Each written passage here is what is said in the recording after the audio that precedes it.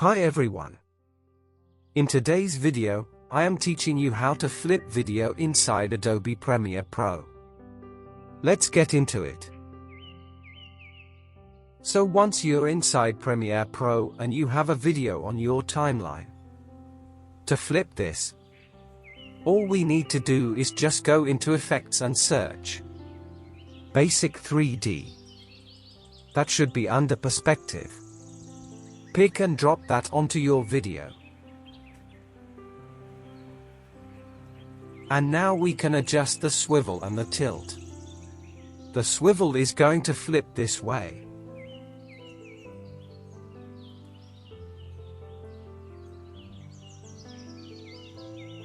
And tilt flip this way.